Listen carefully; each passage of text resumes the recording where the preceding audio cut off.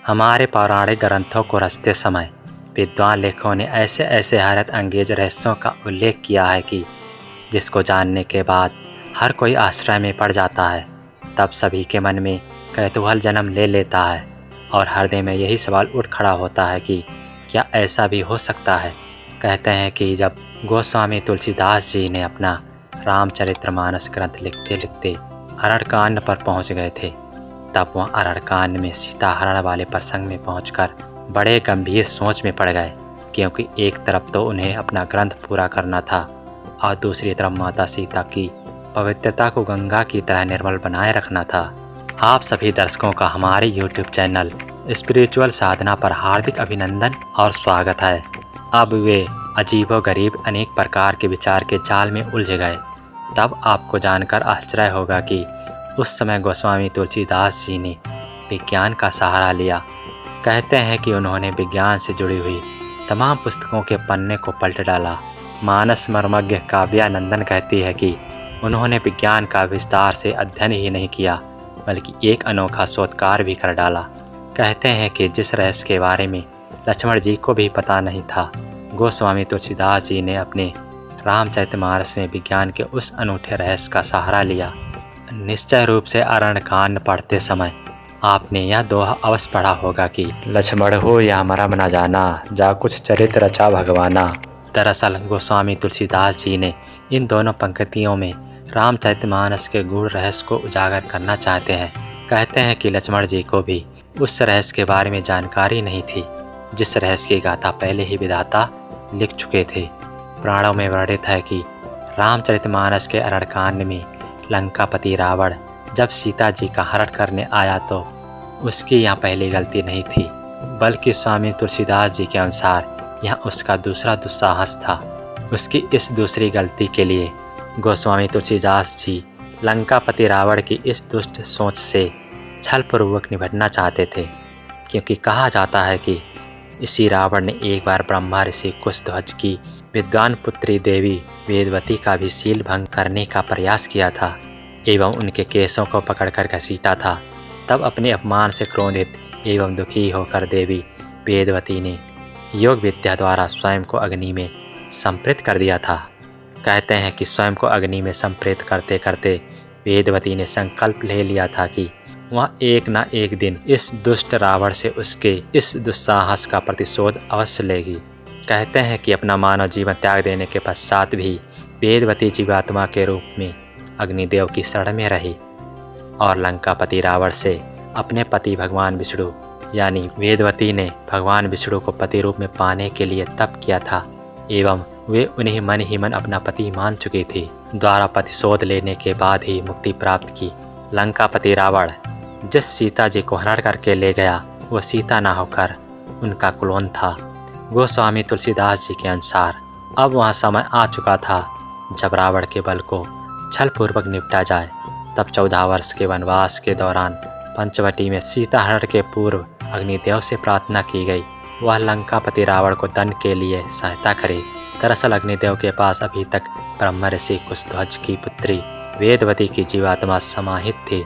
उस समय यह योजना बनाई गई कि ब्रह्मा ऋषि कुशध्वज की पुत्री वेदवती की जीवात्मा को किसी तरह सीता जी के क्लोन में प्रविष्ट कर दिया जाए और असली सीता जी को कहीं छुपा दिया जाए, ताकि सीता जी को 14 वर्ष के वनवास में सुरक्षित रह सके और वनवास के पश्चात श्री राम के पास सकुशल पहुंचाया जा सके। पौराणिक रहस्य कथा जिसे कम ही लोग जानते हैं। कहते हैं कि तब ब्रह्मा जी ने सीता जी की उंगली से कोशिका लेकर सीता जी के सादृश्य ही एक पुतला तैयार कर दिया और योजना के अनुसार वेदवती जीवात्मा को सीता जी के पुतले में प्रविष्ट करा दिया गया। इस प्रकार जब वन में पंचवटी कुटिया में श्री राम और श्री लक्ष्मण जी के जाने के बाद जो नारी अकेली आश्रम में रह गई वह सीता जी न होकर उनकी क्लोन थी, क्योंकि असली सीता जी तो अग्निदेव के शरण में पहुंच गई थी। फिर विधाता को वेदवती द्वारा रावण से प्रतिशोध लेने के प्रण को पूरा जो कराना था, इसलिए उन्होंने रावण द्वारा सीता जी नहीं बल्कि उनके पुतले में समापित वेदवती के जीवात्मा का हरण करा दिया। उन वेदवती नामक देवी जो स्वयं मां माया का ही अंश थी ने लंका पहुंचकर रावण के नाक को चने चबवा दिए। रामचरितमानस के कई प्रसंगों में सीता जी के क्लोन का रहस्य उजागर होता है। इस बात का तो पुराणों में स्पष्ट वर्णन भी किया गया है कि लंकापति रावण ने सीता जी को अपने महाद्वीप लंका में अशोक वाटिका में कैद करके रखा था। कहते हैं कि रावण जब भी सीता जी पर अत्याचार करने के लिए आगे कदम बढ़ाता था तो धरती से एक अग्निज्वार फूट पड़ता था, जिसमें भस्म हो जाने के भय से रावण वापस भाग जाता था।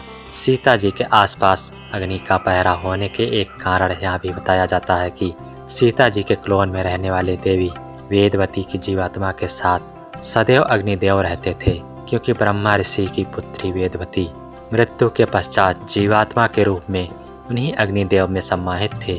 कहते हैं कि एक बार दुष्ट रावण ने सीता जी को मार डालने का प्रयास किया, लेकिन उसी समय सीता जी के काया के अंदर उपस्थित विद्वान देवी वेदवती ने एक अमोघ महामंत्र पढ़कर दुष्ट रावण की तरफ फेंका, जिसके कारण वह घास के तिनके के समान छिटक कर दूर जा गिरा।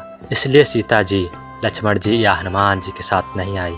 रामचरितमानस में कई बार ऐसा प्रसंग आया है कि जब सीता जी पवन सुत हनुमान जी अथवा लक्ष्मण जी के साथ लंका से वापस श्री राम जी के पास वापस आ सकती थी, लेकिन उन्होंने ऐसा नहीं किया, क्योंकि उस समय वेदवती की जीवात्मा एक निश्चित समय के लिए सीता जी की परछाई में विलीन थी। यदि वह उस समय के पूर्व वापस श्री राम जी के पास आ भी जाती तो भी देवी वेदवती सीता जी के शरीर से न निकल पाती। फिर देवी वेदवती को अपने प्रतिशोध स्वरूप रावण का वध जो करवाना था, रावण का समूल नाश ही उनके प्रतिशोध का मुख्य उद्देश्य था। इसलिए जब तक लंका का सर्वनाश न हो जाए तब तक वह वापस श्री राम के पास कैसे जा सकती थी। देवी वेदवती में तमाम वेदों का ज्ञान व शक्ति थी। वह चाहती तो स्वयं भी रावण का संहार कर सकती थी, क्योंकि लंकापति रावण द्वारा वेदवती को अपमानित किए जाने के बाद से ही वह प्रतिशोध की अग्नि में तप रही थी।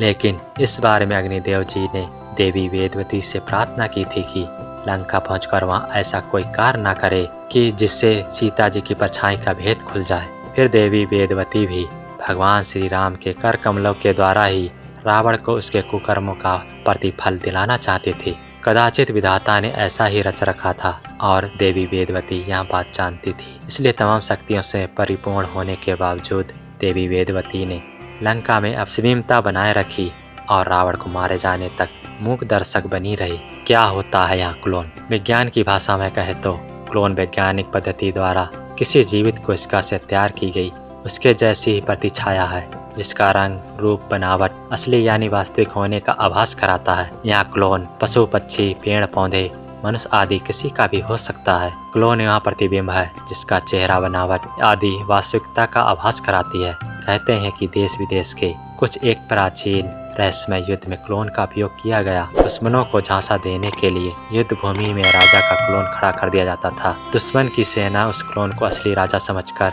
उलझी रहती थी।